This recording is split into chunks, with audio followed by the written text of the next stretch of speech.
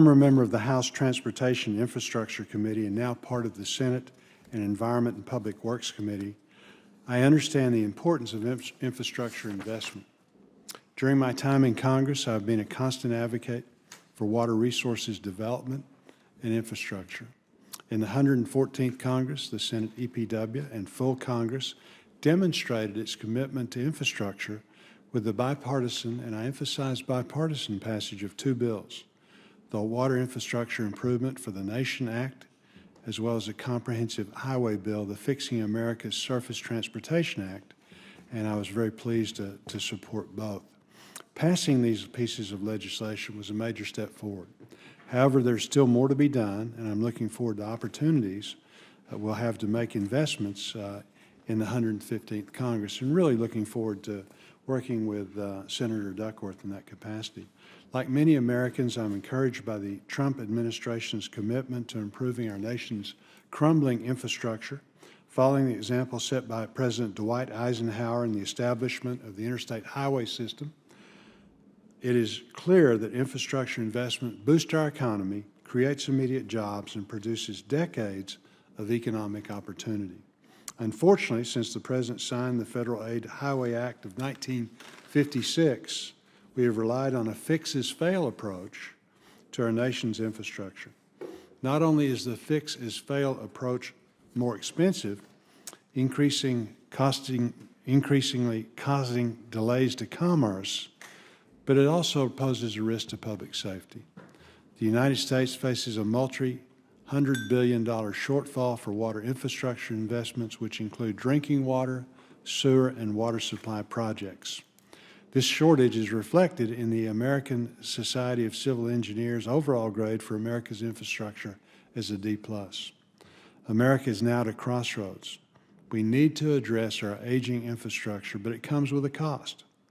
We have options that can help fund infrastructure projects so we can get shovels in the ground and projects underway. The federal government has provided funding to establish revolving loan grant programs administered by the states, as well as resources through the Water Infrastructure Finance and Innovation Act. WIFIA, this program leverages small investments to make sure that taxpayers get the most bang for the buck. However, solving America's infrastructure crisis is not just about funding. We also need to make investing in infrastructure more affordable. And once they have made investments, smaller communities may need technical assistance with operation and maintenance. And of course, planning is needed to help us make wise investments.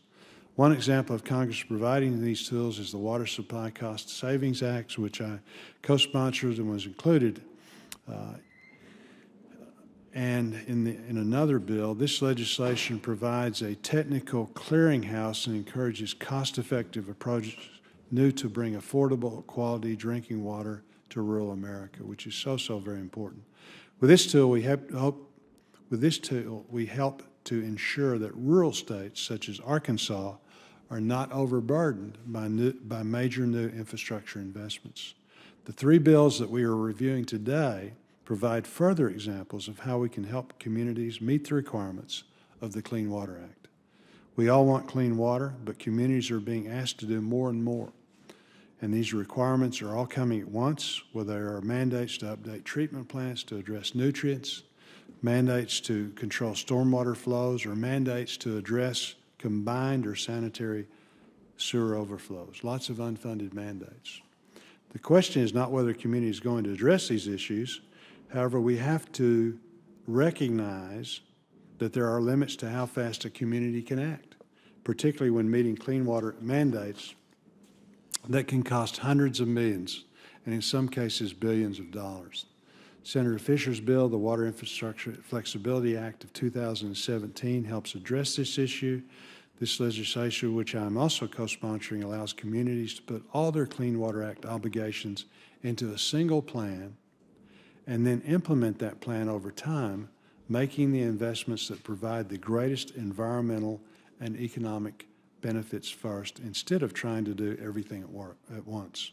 Another issue is whether a community has the technical capability to meet Clean Water Act mandates.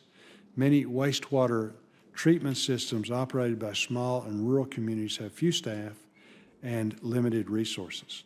As a result, they may lack the expertise to maintain compliance with Clean Water Act requirements and may not be able to afford a full-time technical expert. On-site technical assistance and education offered by circuit riders provides a cost-effective way to address this issue. Senator Wicker's bill, the Small and Rural Community Clean Water Technical Assistance Act, addresses this issue by authorizing funding for rural water circuit riders. Under this bill, which I'm also a co-sponsor, funding for this program can come directly from EPA. In addition, the bill also allows states to set aside a part of their state revolving loan funds money for this purpose. Finally, we want to know which are the wisest investments we can make to achieve clean water. Senator Gillibrand's bill, the Long Island Sound Restoration and Stewardship Act, addresses this issue for the waters of Long Island. This bill reauthorizes two existing programs that help New York and Connecticut develop, adapt, and implement the Long Island Sound Comprehensive Conservation and Management Bill and help to restore the coastal habitat.